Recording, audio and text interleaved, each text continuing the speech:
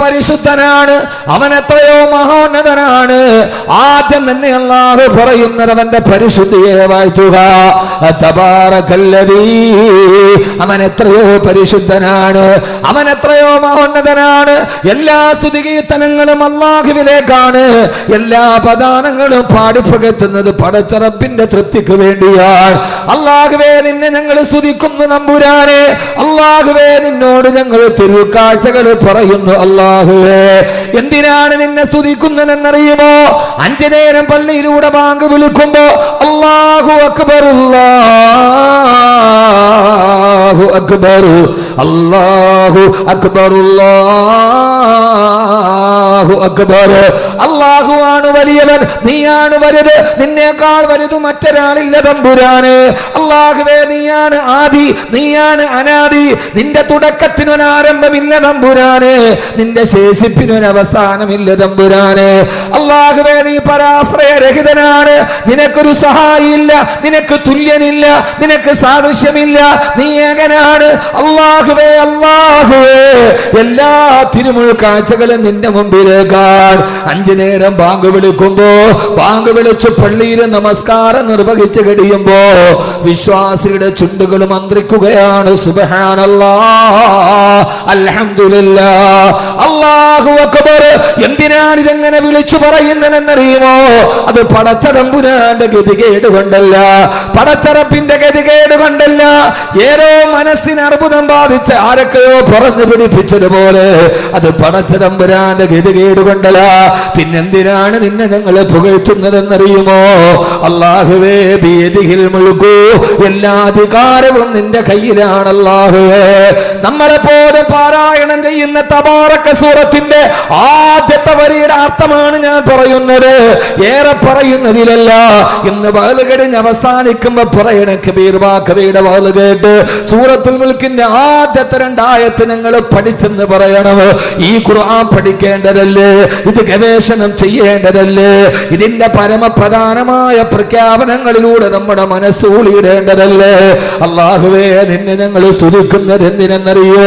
ബിയദിഹിൽ മുൽക്കു, എല്ലാ അധികാരവും നിന്റെ കയ്യിലാണ് തമ്പുരാനെ, എല്ലാത്തിന്റെയും കടിഞ്ഞാണ് നിന്റെ കയ്യിലാണ്. അല്ലാഹുവേ ഈ സൂര്യനെ പടച്ച തമ്പുരാനെ, ചന്ദ്രന് നിലാവ് കൊടുത്ത അല്ലാഹുവേ, അല്ലാഹുവേ അല്ലാഹുവേ കിഴക്ക് നിന്ന് സൂര്യനെ ഉദിപ്പിച്ചത് നീയാണ്, പടിഞ്ഞാറതിനെ അസ്തമിപ്പിച്ചത് നീയാണ് തമ്പുരാനെ.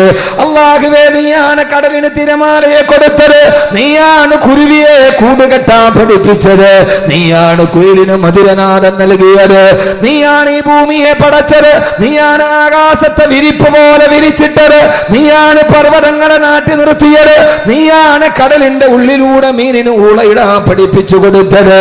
ജനിച്ച ഉടനെ പശുക്കുട്ടിയോട് നിന്റെ മാതാവിന്റെ അകിടിന്റെ ഉള്ളിൽ നിനക്ക് പാലുണ്ടെന്ന് ബോധം കൊടുത്ത അല്ലാഹുവേ, എങ്ങനെയാണ് പ്രസവിച്ച ഉടനെ ആട്ടിൻകുട്ടി അതിന്റെ തള്ളയുടെ ആടികരിന്റെ അടുക്കലേക്ക് ഓടിച്ചെന്നത്? ആരാണ് വഴി പറഞ്ഞു കൊടുത്തത്? ഗൂഗിൾ മാപ്പ് കൊടുത്തതല്ലോ, ആരാണ് ഇതിന് ബോധനം കൊടുത്തത്? ജനിച്ച ഉടനെ തള്ളപ്പശുവിന്റെ അകടിലേക്ക് കൊച്ചു പശുക്കുട്ടിയെ പറഞ്ഞു വിട്ട തമ്പുരാനെ, നീയാണ് അല്ലാഹുവേ എല്ലാം സൃഷ്ടിച്ചത്, കാറ്റ് വീശിച്ചത് നീയാണ് തമ്പുരാനെ. ഉപ്പാന്റെ മുതുകിന്റെ അടിയിൽ നിന്ന് മാതാവിന്റെ ഗർഭാശയത്തിലേക്ക് കൊണ്ടുപോയി എനിക്ക് സിട്ടിപ്പ് തന്ന അല്ലാഹുവേ, എന്നെ സിട്ടിച്ച തമ്പുരാനെ. അല്ലാഹുവേ നിനക്ക് തുല്യനില്ല, എന്റെ ഹൃദയത്തിന് സ്പന്ദനം തന്ന തമ്പുരാനെ. എന്റെ ഹൃദയം 1 മിനിറ്റിന്റെ ഉള്ളിൽ 70 പ്രാവശ്യം സ്പന്ദിക്കുന്നുണ്ട്. ആ കണക്ക് പ്രകാരം ഒരു ദിവസം 1,00,000 പ്രാവശ്യം എന്റെ ഹൃദയം സ്പന്ദിച്ചു കൊണ്ടിരിക്കുന്നുണ്ട്. 60 വയസ്സ് വരെ ജീവിച്ചിരിക്കുന്ന ഒരു മനുഷ്യന്റെ ഹൃദയം, ആ ഹൃദയം എങ്ങനെ സ്പന്ദിക്കുമ്പോ അവന്റെ ശരീരത്തിന്റെ രക്തക്കുഴലുകളിലൂടെ രക്തം പ്രവഹിക്കുന്നുണ്ട്. 60 വയസ്സ് വരെ ജീവിച്ചിരുന്ന മനുഷ്യന്റെ ശരീരത്തിലൂടെ 10,000 എണ്ണ ടാങ്കറിന്റെ ഉള്ളിലുള്ള എത്രത്തോളം രക്തം കൊള്ളുമോ അത്രത്തോളം വെള്ളം, അത്രത്തോളം രക്തമാണ് 60 വയസ്സ് വരെ ഒരു മനുഷ്യന്റെ ശരീരത്തിലൂടെ കടന്നു പോവുക. അല്ലാഹുവേ അല്ലാഹുവേ, ഉമ്മാന്റെ ഗർഭാശയത്തിൽ കിടന്നപ്പോ 4-ാം മാസത്തിൽ എന്റെ ഹൃദയം സ്പന്ദിക്കാൻ തുടങ്ങിയാണ്. 40 വർഷം കഴിഞ്ഞു, ഇതേവരെ 1 മിനിറ്റിൽ കൃത്യമായി 70 പ്രാവശ്യം, ഒരു ദിവസം 1,00,000 പ്രാവശ്യം. അല്ലാഹുവേ എന്റെ മാത്രമല്ല, അബ്ദുൽ ലത്തീഫ് സാഹിബിന്റെ, അബൂബക്കർ സാഹിബിന്റെ, ഈ ഇരിക്കുന്ന നിങ്ങളുടെ ഇതേ സമയത്തിരിക്കുമ്പോഴും ഇപ്പോഴും നമ്മുടെ ഹൃദയം സ്പന്ദിച്ചു കൊണ്ടിരിക്കുന്നുണ്ട്.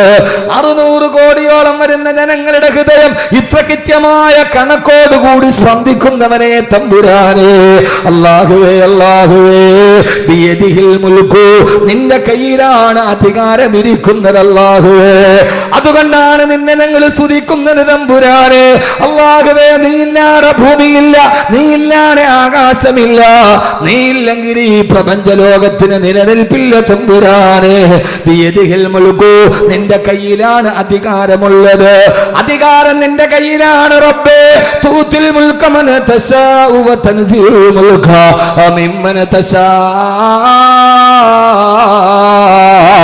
നീ ഉദ്ദേശിക്കുന്ന കയ്യരിലാണ് അധികാരം കൊടുക്കുക. നീ നിനക്കുന്ന സമയത്തത് തിരിച്ചെടുക്കാൻ നിനക്ക് കഴിവുണ്ടല്ലാഹുവേ. ഇന്ത്യ രാജ്യത്തിന്റെ അധികാരം ഒരാളുടെ കയ്യിൽ. എന്തിനാണ് മോനെ നിരാശപ്പെടുന്നത്?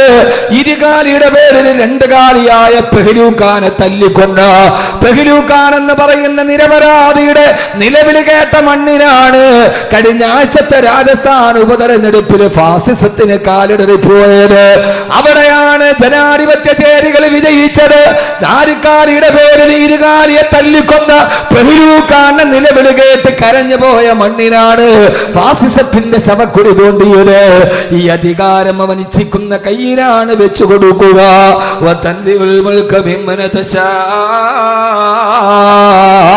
അവൻ ഉദ്ദേശിക്കുന്ന സമയത്ത് അത് അവരുടെ കയ്യിൽ നിന്ന് തിരിച്ചെടുത്ത് മറ്റൊരാളുടെ കയ്യിൽ കൊടുക്കാൻ കഴിയുന്നതും അല്ലാഹ്. കണ്ടെന്നിരിക്കും ജനത്തിനെ കണ്ടില്ലെന്ന് നടിക്കുന്നതും ഭവാന്. 2-4 ദിനം കൊണ്ടൊരുവനെ തണ്ടിലേക്ക് നടത്തുന്നതും ഭവാൻ. മാളികാമുകളേറിയ മന്നന്റെ തോളിൽ മാറാപ്പ് കേറ്റുന്നതും ഭവാൻ. ഇന്നത്തെ ദരിദ്രൻ നാളത്തെ ലക്ഷാധിപതി, ഇന്നത്തെ കോടിപതി നാളത്തെ പരമദരിദ്രന് എല്ലാം ആരുടെ കയ്യിലെന്നറിയോ? ബിയദിഹിൽ മുൽക്കു, ഇതെല്ലാം നിന്റെ കയ്യിലാണ് തമ്പുരാനെ. നീയാണ് സൂര്യനെ ചലിപ്പിച്ചത്, നീയാണ് ചന്ദ്രനെ ഉദിപ്പിച്ചത്. 156 വർഷത്തിനൊരിക്കൽ 1.5 നൂറ്റാണ്ടിന്റെ ഇടയിൽ സൂര്യനെയും ചന്ദ്രനെയും ഭൂമിയെയും ഒരേ നേർരേഖയിൽ കൊണ്ടുവന്നത് നീയാണ് അല്ലാഹ്. സഹോദരങ്ങളോട് സഹോദരിമാരോട് എന്തെങ്കിലുമൊക്കെ പഴയ വർത്തമാനം പറഞ്ഞ് തിരിഞ്ഞു പോകാറല്ല ഈ വിനീതൻ എഴുതിച്ചു നിന്നത്. കഴിഞ്ഞ ആഴ്ചയാണ് സൂര്യഗ്രഹണം ചന്ദ്രഗ്രഹണം നടത്തത്. 156 വർഷത്തിൽ ഒരു പ്രാവശ്യമാണ് ചന്ദ്രനും സൂര്യൻ ഒരേപോലെ നേർരേഖയിൽ വന്നത്. എന്തിനാണങ്ങ് വന്നതെന്നറിയുമോ? കിഴക്ക് നിന്ന് സൂര്യനെ ഉദിപ്പിച്ച റബ്ബേ, പടിഞ്ഞാറ് അസ്തമിപ്പിച്ച റബ്ബേ, നീ സൂര്യനൊരു ഭ്രമണപഥം വരച്ചു കൊടുത്തിട്ടുണ്ട്, ചന്ദ്രന് നീ ഒരു ഭ്രമണപഥം വരച്ചെടുത്തിട്ടുണ്ട്. വൽഖമറ ഖദ്ദറനാഹു മനാസില ഹത്താ അദഖൽ റുജൂനുൽ ഖദീർ. അല്ലാഹുവേ അല്ലാഹുവേ, എന്തിനാണ് ഈ സൂര്യനും ചന്ദ്രനും നേരെ വന്നത്? ഞാനൊരു കാര്യം നിങ്ങളോട് പറഞ്ഞു കൊടുക്കട്ടെയോ? മംഗലാപുരത്തേക്ക് പോകുന്ന റെയിൽ പാളത്തിൽ നിങ്ങൾ പോയാൽ മംഗലാപുരം റെയിൽ പാളത്തിൽ ഒരേ സമയത്ത് 2 തീവണ്ടികൾ മുഖാമുഖം വന്നു പത്രേ. പിറ്റേ ദിവസം പത്രത്തിലെ ഏറ്റവും പ്രധാനപ്പെട്ട വാർത്ത, റെയിൽവേ സ്റ്റേഷനിൽ എതിർ ദിശയിലേക്ക് പോകുന്ന 2 ട്രെയിനുകൾ മുഖാമുഖം വന്നു നിന്നു പത്രേ. ഭാഗ്യം കൊണ്ട് തലനാരിടയ്ക്കാണ് അപകടം നടക്കാതെ മാറിപ്പോയത്. പത്രത്തില് വാർത്ത വായിക്കാറില്ലേ? കേവലം 2 ട്രെയിനുകൾ 1/2 കിലോമീറ്റർ പോലും വലിപ്പമില്ലാത്ത 2 ട്രെയിനുകൾ പാളത്തിൽ മുഖാമുഖം വന്നാൽ പേടിച്ചു വിറച്ചു പോകുന്നവനെ, പേടിച്ചരണ്ടു പോകുന്ന മനുഷ്യ, അല്ലാഹു ചോദിക്കുകയാണ്, സൂര്യൻ എന്ന ഭൂമിയേക്കാൾ 35,000 ഇരട്ടി പിണ്ട വലിപ്പമുള്ള സൂര്യഗോളം, ഈ മഹാഭൂമിയും സൂര്യനും ചന്ദ്രനും ഒരേ നേർരേഖയിൽ വന്നപ്പോ എന്തിനാണ് ഇത് വന്നതെന്നറിയുമോ?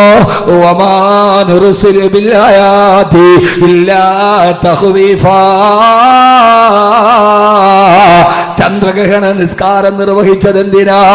ഞാൻ എന്റെ വിഷയത്തിലോട്ട് കടന്നു വരട്ടെ. അല്ലാഹു പറയാണ്, എന്തിനാണ് സൂര്യഗ്രഹണം നടന്നത്, എന്തിനാണ് ചന്ദ്രഗ്രഹണം വന്നത്? ഇതെല്ലാം ഒരേ രേഖയിൽ വന്നത് എന്തിനെന്നറിയോ?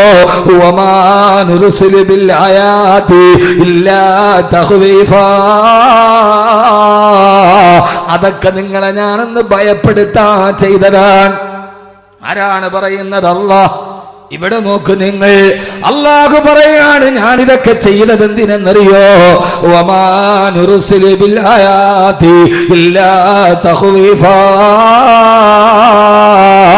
ഇതൊക്കെ നിങ്ങളെ ഒന്ന് പേടിപ്പിക്കാൻ വേണ്ടി ചെയ്തതാണ്. എത്ര പേരാണ് പേടിച്ചത്? എത്ര പേര് പേടിച്ചു? പറയും നിങ്ങള്. ചന്ദ്രഗ്രഹണ നിസ്കാരമൊക്കെ എല്ലായിടത്തും നടന്നു. ഇവിടെ നിസ്കരിച്ച ഇല്ലേ? പള്ളിയിൽ ചന്ദ്രഗ്രഹണം നിസ്കരിച്ച ഇല്ലയോ? നിസ്കരിച്ചെന്നോ ഇല്ലെന്നാ? നിസ്കരിച്ചു. എന്തിനാ നിസ്കരിച്ചേ? എന്തിനാ നിസ്കരിച്ചേ? ആ നിസ്കാരം മാത്രമല്ല, ഇത് അല്ലാഹുവിന്റെ ഖുർആനാണ്. കബീർ ബാക്കവി പറയുന്നത് ഖുർആനാണ്. സൂറത്തുൽ ഇസ്രായിൽ അല്ലാഹു പറയാ, വമാ നുർസിലു ബിൽ ആയാതി ഇല്ലാ തഖ്വീഫാ. ഇത് നിങ്ങളെ ഞാനൊന്ന് ഭയപ്പെടുത്താൻ ചെയ്തതാണ്. ഇനിയെങ്കിലും നിങ്ങൾ എന്നിലേക്ക് തിരിച്ചു വാ. ഹറാമുകളോട് വിട പറയ്, മദ്യപാനത്തോട് വിട പറയ്, പലിശയോട് വിട പറയ്, അല്ലാഹുവിലേക്ക് നിങ്ങൾ അടുത്തു വാ. വാപ്പ മക്കളോട് പറയാറില്ല, മക്കളെ പേടിപ്പിക്കാൻ വേണ്ടി പോലീസ് വരുന്നുണ്ട് മോനെ, ഭൂതം വരുന്നുണ്ട് മോനെ. എന്തിനാണ്? അവനോട് ഇഷ്ടമില്ലാഞ്ഞിട്ടല്ല, ഏറെ ഇഷ്ടമുള്ള അവൻ തന്നിലേക്ക് തിരിച്ചു വരാൻ ഒരു വാപ്പ കുഞ്ഞിനോട് പറയുന്നത് പോലെ അല്ലാഹു പറയാ, വമാ നുർസിലു ബിൽ ആയാതി ഇല്ലാ തഖ്വീഫാ. ഇതൊക്കെ അല്ലാഹു നിങ്ങളെ പേടിപ്പിക്കാൻ നൽകുന്നതാണ്. സഹോദരങ്ങളെ പേടിക്കണം. ഇതെങ്ങാനും ഒരേ ദിശയിൽ വന്നൊന്ന് കൂട്ടിമുട്ടിയാൽ അത് ലോകാവസാനത്തിലേക്ക് നടന്നു പോവുകയാണ്. അതുകൊണ്ട് ഈ ഗോളങ്ങൾ ഒരേ പാളത്തിൽ വരുമ്പോ അല്ലാഹനെ നിങ്ങൾ പേടിക്കണേ, അല്ലാഹുവിനെ നിങ്ങൾ സൂക്ഷിക്കണേ. വകൈഇം മിൻ ആയത്തിൻ ഫിസ്സമാഇ വൽ അർളി യമറൂന അലൈഹാ വഹും അൻഹാ മുഅ്രിദൂൻ. അല്ലാഹു പറയാണ്, ഇങ്ങനെ എത്രയെത്ര അത്ഭുതങ്ങൾ ലോകത്ത് നിങ്ങൾ കണ്ടിട്ടും യമറൂന അലൈഹാ, അതൊക്കെ നിങ്ങൾ കാണുന്നുണ്ട്, പക്ഷേ വഹും അൻഹാ മുഅ്രിദൂൻ, അതൊക്കെ കണ്ടിട്ട് നിങ്ങൾ യാതൊരുവിധ പേടിയില്ലാതെ നടക്കുകയാണല്ലോ. അല്ലാഹു സൂര്യചന്ദ്രനെ സൃഷ്ടിച്ചത് നമുക്ക് മനസ്സിലാക്കാൻ വേണ്ടിയാണ്. ഒരർത്ഥം കൂടി ഞാൻ മാറി പറഞ്ഞാൽ ഒന്ന് നിങ്ങൾ നല്ല വല്ലാതെ ഒന്ന് ശ്രദ്ധിക്കുമോ? അല്ലാഹു തൗഫീഖ് നൽകി അനുഗ്രഹിക്കുമാറാകട്ടെ. അല്ലാഹു പേടിപ്പിക്കുകയാണ്. ഒന്നുകൂടി പറഞ്ഞാൽ ഒരു കാര്യം ഞാൻ നിങ്ങളോട് പറഞ്ഞുതരാം. വേറെ ഹദീസും ഖുർആനും ഒന്നും അല്ല, അത് ചിന്തിക്കാൻ അധികം സമയവും വേണ്ട. സൂര്യൻ എന്ന് പറയുന്നത് രാവിലെ ഉദിച്ചു വൈകുന്നേരം അസ്തമിക്കാറുണ്ട്, ഇല്ലേ? കാണാറുണ്ടോ രാവിലെ സൂര്യൻ ഉദിക്കുന്നത്? കാണാറുണ്ടോ? എഴുന്നേൽക്കൂല സമയത്തൊന്നും. രാവിലെ സൂര്യൻ ഉദിക്കുന്നത് കണ്ടിട്ടില്ലേ? നട്ടുച്ച നേരത്ത് വന്ന് തലയുടെ മുകളിൽ നിൽക്കുന്നത് കണ്ടിട്ടില്ലേ? വൈകുന്നേരം സൂര്യൻ അസ്തമിക്കുന്നത് കണ്ടിട്ടില്ലേ? എന്തിനാ സൂര്യാസ്തമയവും സൂര്യോദയവും? ഒന്ന് പറയും. സൂര്യൻ ഉദിക്കുന്നത് സൂര്യൻ അസ്തമിക്കുന്നതും വെറുതെ ഈ ആകാശത്തിന്റെ മുകളിൽ ഇങ്ങനെ ഉദിക്കുക അസ്തമിക്കുകയും ചെയ്യുന്ന എന്തിനാ? എത്ര നാളുകൊണ്ട് നമ്മൾ കാണുന്ന കാഴ്ചയാണിത്. എന്തിനാണിത്? അറിയില്ല. ഇച്ചിരി വെള്ളം തരിക. അറിയില്ല. ഒരാൾക്ക് ജീവിതത്തിന് നന്നാവണമെങ്കിൽ സൂര്യനെ നോക്കിയാൽ മതി. ആരെ നോക്കിയാൽ മതി? വാള് പറയല്ല, വാള് കേൾക്കണ്ട, ഒന്നും നോക്കണ്ട. നിങ്ങൾക്ക് നന്നാവണമെന്ന് ചെറുപ്പക്കാരെ ആഗ്രഹമുണ്ടോ? നിങ്ങൾ സൂര്യനെ നോക്കിയാൽ മതി. നിങ്ങൾ അന്തം വിട്ട് നോക്കുകയാണ്. ഇപ്പോൾ ഇയാളിപ്പോൾ എന്താ പറയണത്? ഞാൻ ഇങ്ങനെയൊക്കെ പറയൂ. അതാണ് എൻ്റെ ഒരു ശൈലി. എല്ലാവരും പറഞ്ഞത് തന്നെ പറയുന്നതിൽ നല്ലത്. 7 ദിവസം വാദമുണ്ട്. എല്ലാവരും പറയുന്നതിന് നല്ല വേറിട്ടൊന്ന് പറയലല്ലേ. ഞാനിന്ന് പറയുന്നത് സൂറത്തുൽ മുൽക്കിൻ്റെ 2 ആയത്താണ്. അപ്പോൾ കബീർ വാക്കവിയുടെ വാത് കഴിഞ്ഞപ്പോൾ എന്ത് കിട്ടി? സൂറത്തുൽ മുൽക്കിൻ്റെ ആദ്യത്തെ 2 ആയത്ത് നന്നായിട്ട് പഠിച്ചു. ലാഭായില്ലേ? പിന്നെ ബാക്കി പഠിച്ചാൽ മതിയല്ലോ. ഇപ്പോഴേ എത്തിയ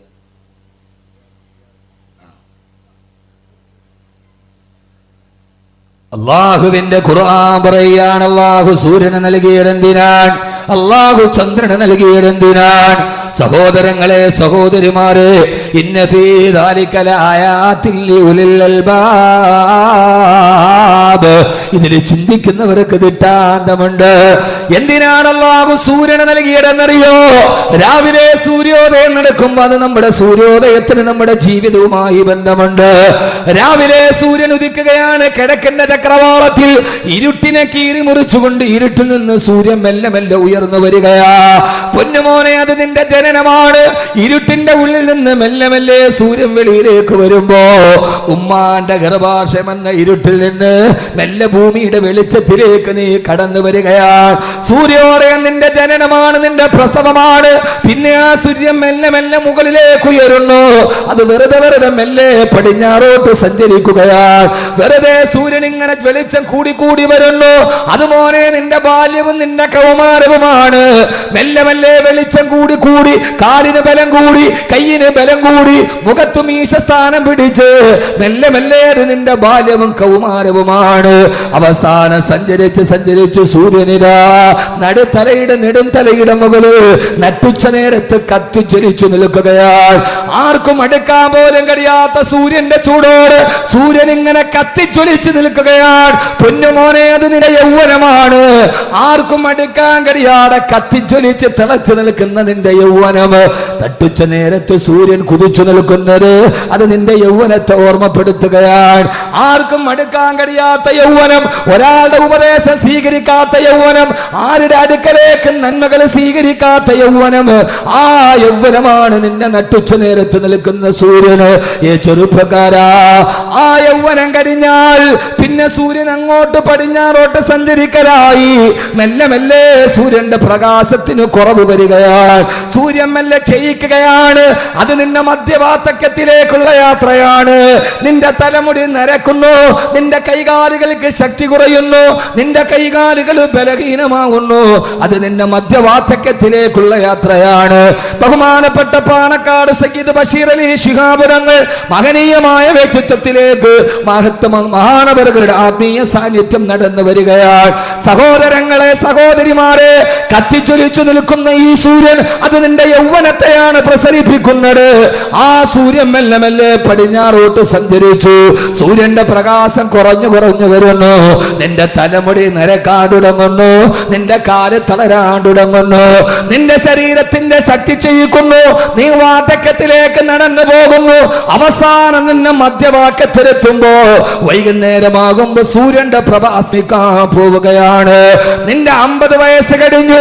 അവസാനം പടിഞ്ഞാറൻ ചക്രവാളത്തിലേക്ക് സൂര്യൻ ഇങ്ങനെ മെല്ലെ മെല്ലെ താടുമ്പോ നിന്റെ സക്കറാത്തിന്റെ വേദനയിൽ നീ പെടയുകയാണ്.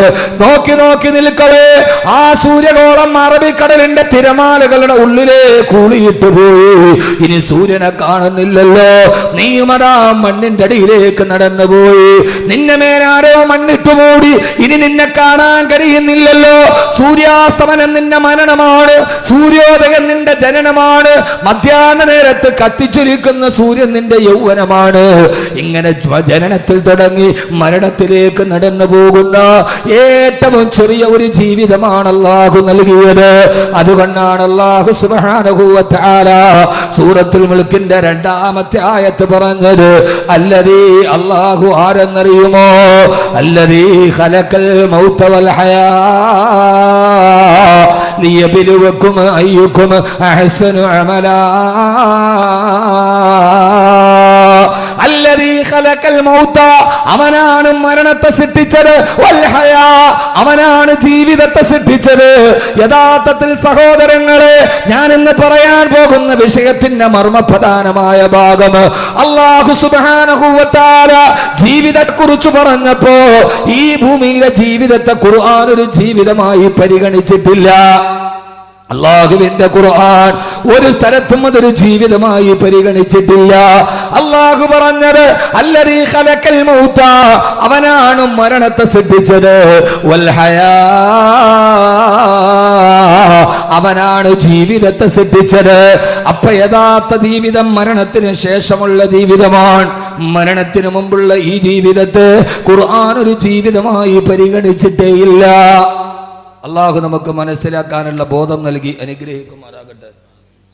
അല്ലാഹു സുബ്ഹാനഹു വ തആല നമുക്കിത് മനസ്സിലാക്കാനുള്ള ബോധം നൽകി അനുഗ്രഹിക്കുമാറാകട്ടെ. സൂറത്തുൽ മുൽക്കിൻ്റെ ആദ്യത്തെ ആയത്താണ് നമ്മൾ ചർച്ച ചെയ്തത്. അതൊരു വിശാലമായ അർത്ഥവ്യാപ്തിയിലേക്കാണ് നമ്മളെ കൊണ്ടുപോവുക. ഒരു പ്രസംഗം നടക്കുമ്പോൾ അവസാനിക്കുമ്പോൾ ഇൻഷാ അല്ലാഹ് സൂറത്തുൽ മുൽക്കിൻ്റെ 2 ആയത്തുകൾ അതിൻ്റെ വലിയ ഒരു ആശയത്തിലേക്കാണ് നാം ഇനി സഞ്ചരിക്കുന്നത്. ഓരോ ആണും പെണ്ണും മനസ്സിൽ ചിന്തിക്കേണ്ട കാര്യങ്ങൾ അള്ളാഹു നമുക്കത് തൗഫീക്ക് നൽകി അനുഗ്രഹിക്കുമാറാകട്ടെ. അള്ളാഹു സുബ്ഹാനഹു വ തആല വിശുദ്ധമായ ഖുർആനിൽ സൂറത്തുൽ മുൽക്കിൽ അതിൻ്റെ ആദ്യത്തെ 2 ആയത്താണ് നമ്മൾ പറഞ്ഞത്. അള്ളാഹു സുബ്ഹാനഹു വ തആല സൂര്യ ചന്ദ്രാദി നക്ഷത്രങ്ങളെ മുഴുവനെ സൃഷ്ടിച്ചത് വമാനുർസിലു ബിൽ ആയാത്തി ഇല്ലാ തഖ്വീഫ. ചന്ദ്രഗ്രഹണം നടന്നു, എല്ലാം നേർരേഖയിൽ വരുമ്പോ അത് നിങ്ങളെ ഭയപ്പെടുത്താൻ വേണ്ടി മാത്രമാണ്. എന്നിട്ട് അള്ളാഹു നമ്മോട് ചോദിക്കുന്ന ഒരു ചോദ്യമുണ്ട്. വകഅയ്യിൻ മിൻ ആയത്തിൻ ബിസ്സമാഇ വൽ അർളി യമുറൂന അലൈഹാ വഹും അൻഹാ മുഅ്രിദൂൻ. വകഅയ്യിൻ മിൻ ആയ, എത്രയെത്ര ദൃഷ്ടാന്തങ്ങളാണ് ആകാശത്തും ഭൂമിയിലും നിങ്ങൾ കാണുന്നത്, എന്നിട്ടും നിങ്ങൾ അതിൽ നിന്നെല്ലാം പിന്തിരിഞ്ഞു മാറി നിൽക്കുകയാണല്ലോ. നിങ്ങൾ അള്ളാഹുവിലേക്ക് തിരിച്ചു നടക്കാൻ, ഏകനായ അള്ളാഹുവിലേക്ക് അടുക്കുവാൻ, ഈ ഭൗതികമായ ജീവിതം നശ്വരമാണ് എന്ന് തിരിച്ചറിയാൻ അള്ളാഹു സുബ്ഹാനഹു വ തആല അടുത്ത ആയത്തിൽ ഖുർആൻ നമ്മോട് പറഞ്ഞ ഏറ്റവും പ്രധാനപ്പെട്ട ഒരു ഗുണപാഠം. ഖുർആനിന്റെ 114 അധ്യായങ്ങൾ നിങ്ങൾ പരിശോധിച്ചു നോക്കൂ. 6600 പരം വരുന്ന ആയത്തുകൾ നിങ്ങൾ ഗവേഷണം ചെയ്തു നോക്കൂ. ഒരു ഭാഗത്തും അല്ലാഹു സുബ്ഹാനഹു വ തആല ഈ ഭൗതികമായ കേവലമായി നാം വിലകെടുക്കുന്ന ഈ ജീവിതത്തെ 60-70 വയസ്സാണ് ആയുസ്സെന്ന് പരിമിതപ്പെടുത്തി പറഞ്ഞു തന്നെ ദുഃഖങ്ങളും പ്രയാസങ്ങളും കടങ്ങളും ബാധ്യതകളും ആകുലതകളും വ്യാകുലതകളും നിറഞ്ഞ ഈ ജീവിതത്തെ ഖുർആൻ ഒരു ജീവിതമായി പരിഗണിച്ചിട്ടേയില്ല. അള്ളാഹുവിന്റെ ഖുർആൻ പറഞ്ഞത് വമൽ ഹയാത്തുദ് ദുനിയാ ഇല്ലാ മതാഉൽ ഗുറൂർ. ഈ ദുനിയാവെന്ന് പറയുന്നത് നിങ്ങളെ വഞ്ചിക്കുന്ന, നിങ്ങളെ ചതിക്കുന്ന ചില സുഖഭോഗ വസ്തുക്കൾ മാത്രമാണ്. അല്ലാഹു സുബ്ഹാനഹു വ തആല വളരെ വിശാലമായി, വളരെ വിസ്തൃതമായി നമ്മോട് പറയുന്ന ഏറ്റവും പ്രധാനപ്പെട്ട ഒരു കാര്യമാണിത്. ഈ ദുനിയാവെന്ന് പറഞ്ഞാൽ അല്ലാഹു പറയുകയാണ്, ഇവിടെ നിങ്ങൾ ഖുർആനിന്റെ ശൈലി സന്ദർശിച്ചു നോക്കുക. അല്ലദീ ഖലഖൽ മൗത വൽ ഹയാ, അവനാണ് മരണത്തെ സൃഷ്ടിച്ചത്. പിന്നെയാണ് അല്ലാഹു പറഞ്ഞത് മരണത്തെ മാത്രമല്ല വൽ ഹയാ, അവനാണ് ജീവിതത്തെ സൃഷ്ടിച്ചു നൽകിയത് എന്ന് പറഞ്ഞാൽ അല്ലാഹു ആദ്യം പറഞ്ഞത് ജീവിതത്തെ അല്ല, ഈ ഭൗതികമായ ജീവിതമാണ് ഖുർആൻ പറഞ്ഞതെങ്കിൽ അല്ലാഹു ആദ്യം പറയേണ്ടത് അവൻ ജീവിതത്തെ സൃഷ്ടിച്ചവനാണ്, അവന് മരണത്തെ സൃഷ്ടിച്ചവനാണ്. അല്ല അല്ല, ഈ ജീവിതം എന്ന് പറയുന്നത് നശ്വരമായ ജീവിതമാണ്. ഇതിനൊരു ജീവിതമായി അല്ലാഹുവിന്റെ ഖുർആൻ പരിഗണിച്ചിട്ടില്ല. ഏറ്റവും പ്രധാനപ്പെട്ട ജീവിതം വഇന്നൽ ആഖിറത ഹിയ ദാറുൽ ഖറാർ. ഏറ്റവും പ്രധാനപ്പെട്ട ഭൗതികമായ ജീവിതത്തിനപ്പുറത്തെ ജീവിതം മരണശേഷം നിങ്ങൾ കാണുന്ന പരലോക ജീവിതമാണ്. അല്ലെങ്കിൽ തന്നെ സഹോദരങ്ങളെ, എങ്ങനെയാണ് ഈ ജീവിതത്തെ നമ്മൾ ജീവിതമെന്ന് പറയാൻ കഴിയുക? ഈ ജീവിതത്തെ അല്ലാഹുവിന്റെ ഖുർആൻ പറഞ്ഞത് വമൽ ഹയാത്തുദ് ദുനിയാ ഇല്ലാ മതാഉൽ ഗുറൂർ. ഈ ജീവിതം നിങ്ങളെ ചതിക്കുന്നതിലെ വസ്തുക്കൾ മാത്രമാണ്. ശരിയാണ്, ശരിയാണ്, ജീവിതമാണ് എന്നെ ചതിച്ചത്, എന്നെ ചതിച്ചത് ജീവിതമാണ്. മരണം എന്നെ ചതിച്ചിട്ടേ ഇല്ല. വളരെ ഗഹനമായി കേൾക്കണേ, എന്നെ ചതിച്ചത് എന്റെ ജീവിതമാണ്, മരണം എന്നെ ചതിച്ചിട്ടേ ഇല്ല. എന്നെ ചതിച്ചത് എന്റെ ജീവിതത്തിലെ കൂട്ടുകാരനാണ്, മരണമെന്ന കൂട്ടുകാരൻ എന്നെ ചതിച്ചിട്ടില്ലല്ലോ. വരാമെന്ന് പറയുന്ന സമയത്ത് വരാതെ എന്നെ കബളിപ്പിച്ചത് എന്റെ ജീവിതത്തിലെ കൂട്ടുകാരനാണ്, പക്ഷേ മരണം എന്നെ ചതിച്ചില്ലല്ലോ. വരാമെന്ന് പറഞ്ഞ സമയത്ത് തന്നെ മരണം വന്നല്ലോ, കാത്തിരുന്നപ്പോ തന്നെ മരണം വന്നല്ലോ. ഒരു നിമിഷം പോലും മരണം പിന്തിയില്ലല്ലോ. ലാ യസ്തഖിറൂന സഅതൻ വലാ യസ്തഖദിമൂൻ. ഒരു നിമിഷം പോലും പിന്തിയിട്ടുമില്ല, ഒരു നിമിഷം പോലും മുന്തിയിട്ടില്ല. മരണം നമ്മെ ചതിക്കില്ല സഹോദരങ്ങളെ, സഹോദരിമാരെ. നമ്മെ ചതിക്കുന്നത് ജീവിതമാണ് എന്നെ ചതിച്ചത്, ഭാര്യയാണ് എന്നെ ചതിച്ചത്, ഭർത്താവാണ് എന്നെ ചതിച്ചത്. ജീവിതത്തിൽ പ്രിയങ്കരിയായി ഞാൻ പാതിയായി, ജീവന്റെ പാതിയായി കൊണ്ടു നടന്ന ഭാര്യയാണ് എന്നെ ചതിച്ചത്. ഞാൻ വിശ്വസിച്ചു നടന്ന ഭർത്താവാണ് എന്നെ ചതിച്ചത്. എന്റെ മക്കളാണ് എന്നെ ചതിച്ചത്. എന്റെ മാതാപിതാക്കളാണ് എന്നെ കയ്യിലിട്ട് കളഞ്ഞത്. അല്ലാഹുവേ, അല്ലാഹുവേ, കൂട്ടുകാരാണ് എന്നെ ചതിച്ചത്, വീട്ടുകാരാണ് എന്നെ ചതിച്ചത്, കൂടപ്പിറപ്പുകളാണ് എന്നെ ചതിച്ചത്. മരണം എന്നെ ചതിച്ചിട്ടേ ഇല്ല, എന്റെ മക്കളാണ് എന്നെ ചതിച്ചത്. ഞാൻ താരാട്ടുപാടി വളർത്തിയ മക്കളല്ലയോ എന്നെ ചതിച്ചു കളഞ്ഞത്. ഈ ദുനിയവിയായ ജീവിതം ചതിയുടേതാണ്, ചതിയുടേതാണ്. പിന്നിൽ നിൽക്കുന്ന അമ്മയെ അടുക്കളപ്പുറത്ത് നിന്ന് പുറകിൽ നിന്ന് അടിച്ചു വീഴ്ത്തി മലന്നു വീഴുന്ന അമ്മയുടെ മാറിടത്തിൽ കാലുകുത്തി വെച്ച് കാല് കുത്തിപ്പിടിച്ച് അമ്മയുടെ കരുത്തിൽ ഷാള് മുറുക്കി കൊടുക്കൊലപ്പെടുത്തുമ്പോ മരിച്ചു വീഴുന്ന അമ്മയെ വലിച്ചു കൊണ്ടുപോയി സ്വയം കുടിച്ചു കുടിയിൽ മണ്ണെണ്ണ വിടിച്ച് കത്തിച്ചാമ്പലാക്കുമ്പോ ആരാണ് സഹോദരങ്ങളെ ഈ ചെയ്തത്? ക്രിമിനലല്ല. ആ മാതാവിന്റെ മാറിടത്തിൽ കാലുകുത്തി നിൽക്കുമ്പോ ആ മാറിടത്തിൽ നിന്നല്ലേ അവൻ അമ്മിഞ്ഞപ്പാല് കുടിച്ചത്. അവൻ ആദ്യം കുടിച്ച അമ്മിഞ്ഞപ്പാല് ഉമ്മാന്റെ മുലപ്പാലിലായിരുന്നല്ലോ. അവിടെ നിന്നല്ലേ അവൻ വിശന്നപ്പോ വാരി കുടിച്ചത്. അവിടെ നിന്നല്ലേ അവൻ ഉറക്കത്തിൽ എഴുന്നേറ്റ് കിടന്നപ്പ് കരഞ്ഞപ്പോ ഉമ്മ യാതൊരുവിധ ബുദ്ധിമുട്ടില്ലാതെ അവന് പാല് ചുരത്തി കൊടുത്തത്. ആ മാസികത്തിന് വിശന്നപ്പോഴൊക്കെ അവൻ കുടിച്ചത് ആ കുജകുംഭങ്ങളിൽ നിന്നാണ്. അവിടെ കാല് മുട്ടിപ്പിടിച്ച് അവൻ അമ്മയുടെ കഴുത്തിൽ ഷാള് മുറുക്കി കൊല്ലാൻ പോകുമ്പോ അമ്മ അവസാനം വിളിച്ചതും മോനെ എന്നായിരുന്നുവല്ലോ. അമ്മയുടെ കഴുത്തിലാണ് ഷാള് മുറുക്കിയത്. ആ അമ്മയുടെ കഴുത്തേരെന്നറിയോ? ആദ്യമായി ഊഞ്ഞാല് കെട്ടി നമ്മൾ ആടിയത് ഉമ്മാന്റെ കഴുത്തിലാണ്. എന്റെ ആദ്യത്തെ ഊഞ്ഞാല് മാവിൻ കൊമ്പിലല്ല, എന്റെ ആദ്യത്തെ ഊഞ്ഞാല് പ്ലാവിന്റെ കൊമ്പിലല്ല, എന്റെ ആദ്യത്തെ ഊഞ്ഞാല് പാർക്കിലല്ല. ഞാൻ ആദ്യമായി ഊഞ്ഞാല് കെട്ടിയാടാടിയത് എന്റെ ഉമ്മാന്റെ കഴുത്തിലാണ്.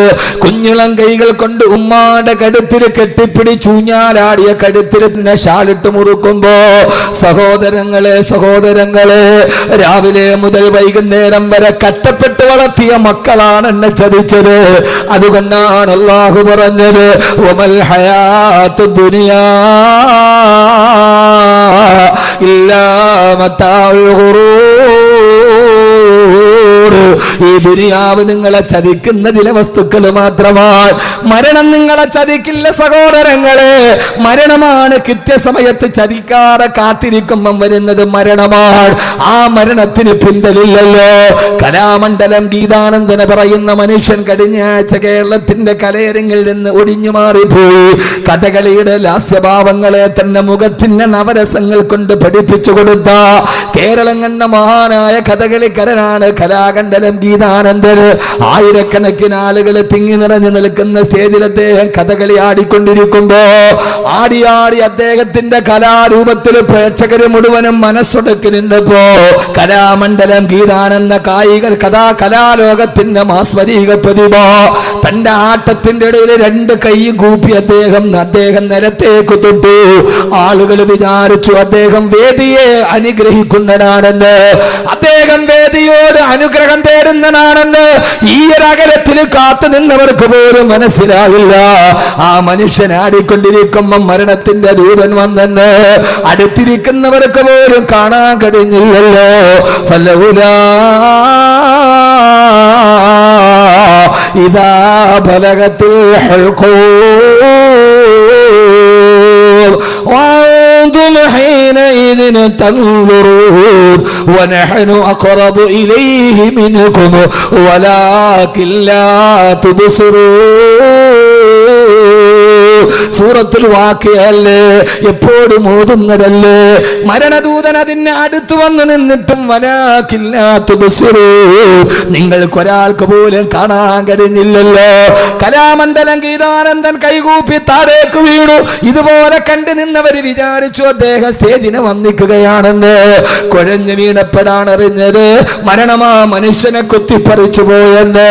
എന്റെ പ്രിയപ്പെട്ട പെങ്ങളെ ഓർക്കുക, നിഴല് പോലെ കൂടെ നടക്കുന്ന നടക്കുന്ന ചൈക്കാത്ത മരണത്തെ ഓർമ്മിപ്പിക്കുക. 25 മിനിറ്റ് പ്രസംഗിക്കാനുള്ള ഡീറ്റെയിലും എഴുതിയ പേപ്പറുമായിട്ടാണ് ഇന്ത്യ രാജ്യത്തിന്റെ ഉരുക്കു ശക്തിയായി മാറിയ ഡോക്ടർ APJ അബ്ദുൽ കലാം പ്രസംഗിക്കാൻ കയറിയത്. ആർക്കറിയാം, അഹമ്മദ് കബീർ ബാക്കവി പ്രസംഗിച്ച് അവസാനിപ്പിക്കുമോ, അതല്ല വാക്കുകൾ ഇവന്റെ തൊണ്ടയിൽ കുടുങ്ങുമോ, ആരും അറിയാതെ ഇവിടെ കുഴഞ്ഞു വീടുമോ? ജീവിതമെന്ന് പറയുന്ന കോമാളിയുടെ നടുവിലൂടെ നടന്നു പോകുമ്പോ ഈ APJ അബ്ദുൽ കലാം 25 മിനിറ്റ് പ്രസംഗിക്കാനുള്ള കുറിപ്പുകളും എഴുതിയിട്ടാണ് കയറി നിന്നത്. പാതിവടിയിൽ കുഴഞ്ഞ് താഴേക്ക് വീടുമ്പോ താൻ സ്വന്തം കൈപ്പട കൊണ്ട് എഴുതിയത് പോലും പറഞ്ഞു തീർക്കാൻ കഴിയാതെ മരണം തന്നെ കൊത്തിപ്പറിക്കുമെന്ന് APJ അബ്ദുൽ കലാമിനെ മുൻകൂട്ടി കാണാൻ കഴിഞ്ഞില്ലല്ലോ. എന്റെ പ്രിയപ്പെട്ട പെങ്ങള്, പാകിസ്ഥാന്റെ മുൻ പ്രധാനമന്ത്രി ബേനസീർ ഭൂട്ടോ റാവൽപിണ്ടിയുടെ പൊതു തെരഞ്ഞെടുപ്പ് യോഗത്തിനാണ് ബോംബ് സ്ഫോടനത്തിൽ തകർന്നു പോകുന്നത്. ബേനസീർ മരിക്കുന്നതിന് തൊട്ടു മുമ്പുള്ള 5 മിനിറ്റ് BBC റെക്കോർഡ് ചെയ്ത് കാണിച്ചത് എങ്ങനെയെന്നറിയോ? വാഹനം വന്ന് നിൽക്കുന്നു, റാവൽപിണ്ടിയിൽ കൂടി നിൽക്കുന്ന അനുയായികൾ നേതാവിനെ ജയിലിലിക്കുന്നു. ആ കാറിലിരുന്ന് പൊതു തെരഞ്ഞെടുപ്പ് റാലി അഭിസംബോധന ചെയ്യാൻ പോകുന്നതിന് മുമ്പ് മിസ്സിസ് ബേനസീർ ഭൂട്ടോ, സുന്ദരിയായ ബേനസീർ ഭൂട്ടോ തന്റെ ബാഗ് തുറന്നിട്ട് ലിപ്സ്റ്റിക് എടുത്ത് ചുണ്ടിലേക്ക് നോക്കുന്നു.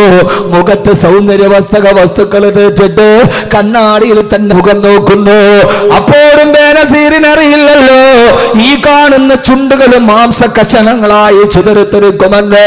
2 മിനിറ്റ് കഴിഞ്ഞാൽ തന്റെ ശരീരം ഈ തലച്ചോറ് റോഡിൽ ചിതറുമെന്ന്. ഈ കണ്ണാടിയിൽ കണ്ട മുഖം ഇനി ഒരിക്കൽ കൂടി ഇതേപോലെ കാണാൻ കഴിയില്ലെന്ന്. അതുകൊണ്ട് എന്റെ പ്രിയപ്പെട്ട ചെറുപ്പക്കാരാ, എന്റെ പ്രിയപ്പെട്ട സഹോദരി, അല്ലാഹു ലോകത്തോട് പറഞ്ഞ ഏറ്റവും പരമപ്രധാനമായൊരു കാര്യം, ഈ ജീവിതമൊന്നും ഒരു ജീവിതമല്ല. അല്ലദീ ഖലഖൽ മൗത വൽ ഹയാ,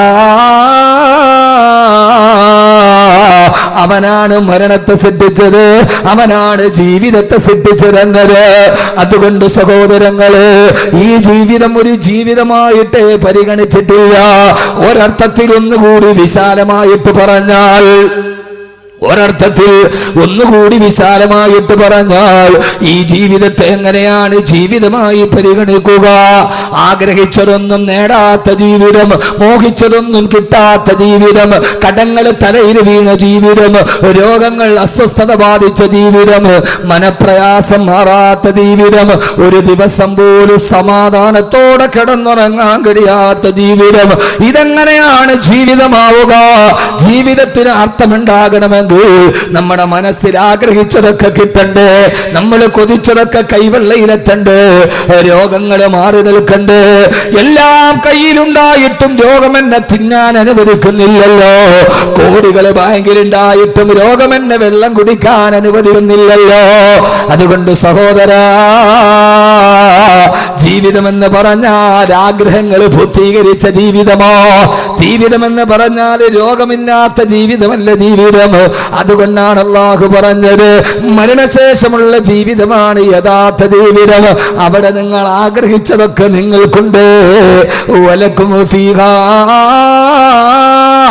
മാ തസ്തഹി അൻഫുസുകും വലക്കും ഫീഹാ മാ തദ്ദഊൻ. അവിടെ നിങ്ങൾ മനസ്സിൽ ആഗ്രഹിച്ചതൊക്കെ നിങ്ങൾക്ക് ഞാൻ ഇവിടെ വെച്ചിട്ടുണ്ട്. നിങ്ങൾ മനസ്സിൽ കൊതിച്ചതൊക്കെ നിങ്ങൾക്ക് ഞാൻ വെച്ചിട്ടുണ്ട്. ആ മരണശേഷമുള്ള സ്വർഗ ജീവിതത്തിൽ രോഗങ്ങളില്ല, കടങ്ങളില്ല, പ്രയാസങ്ങളില്ല, ദുഃഖങ്ങളില്ല, ആകുലതയില്ല. നിന്റെ കണ്ണിലൂടെ ഒരു തുള്ളി കണ്ണീര് പോലും നീ ഒഴുക്കണ്ട. അവിടെ നിനക്ക് ഞാൻ ജീവിക്കാനുള്ളതൊക്കെ വെച്ചിട്ടുണ്ട്. പച്ചപ്പരവതാനി വിരിച്ച പുൽമേടുകളുടെ താഴ്ഭാഗത്തുകൂടി കാലിൽ കിടക്കുന്ന സുന്ദരി പെണ്ണിന്റെ കാലിൽ കിടക്കുന്ന വെള്ളിക്കൊലുസ് പോലെ തടം തല്ലിയാത്തൊടുകുന്ന കൊച്ചരുവികളുണ്ടവിടെ, ഒറ്റമുത്തിനാളുള്ള വീടുണ്ടവിടെ, സുന്ദരിയായ പെൺകുട്ടിയുണ്ടവിടെ, ഊഞ്ഞാലാട്ടാ തോഴിമാരുണ്ടവിടെ, ആഗ്രഹിച്ച പഴങ്ങളുണ്ടവിടെ, സ്വർണ്ണ നൂലുകൾ കൊണ്ട് നെയ്തുണ്ടാക്കപ്പെട്ട കട്ടിലുണ്ടവിടെ. അവിടെ നിന്നെ മനസ്സുകൊണ്ട് കുറ്റപ്പെടുത്താൻ പോലും ഒരാളും അവിടെ ഇല്ലല്ലോ. അതുകൊണ്ട് എന്റെ സഹോദരാ, സഹോദരി, ഈ ദുനിയാവിന്റെ ആഗ്രഹത്തോടും ഈ ഭൂമിയോടുള്ള പ്രണയത്തോടും എല്ലാവരോടും വിട പറയുക. എന്നിട്ട് അള്ളാഹുവിന്റെ മരണശേഷമുള്ള ലോകത്തിന് വേണ്ടി ഒരുങ്ങുക. ഈ ദുനിയാവിലെ പ്രയാസം ഒരു പ്രയാസമല്ല, ഇവിടുത്തെ പട്ടിണി ഒരു പട്ടിണിയല്ല. അതുകൊണ്ടാണ് ജീവിതം എന്തൊക്കെ പ്രയാസം വന്നാലും അല്ലാഹുവേ അല്ലാഹുവേ അല്ലാഹുവേ ഈ ഭൂമിയിൽ എന്ത് വന്നാലും സഹിക്കാൻ ഞാൻ തയ്യാറാണ്. പക്ഷേ എന്നെ ആഖിറം എനിക്ക് നഷ്ടപ്പെടുത്തല്ലേ അല്ലാ, എന്റെ പരലോകം എനിക്ക് നഷ്ടമാക്കല്ലേ തമ്പുരാന്. അതുകൊണ്ടാണ് ആദരവായ പ്രവാചകൻ നബി മുഹമ്മദ് മുസ്തഫ, ആദരവായ പ്രവാചകൻ നബി മുഹമ്മദ് മുസ്തഫ, ഹബീബായ നബി മുഹമ്മദ് മുസ്തഫ സല്ലല്ലാഹു അലൈഹി വസല്ലമയുടെ പ്രിയ പത്നി ബഹുമാനപ്പെട്ട ബീവി ആയിഷ റളിയല്ലാഹു തആല ഒരു സംഭവം പറയുന്നുണ്ട്.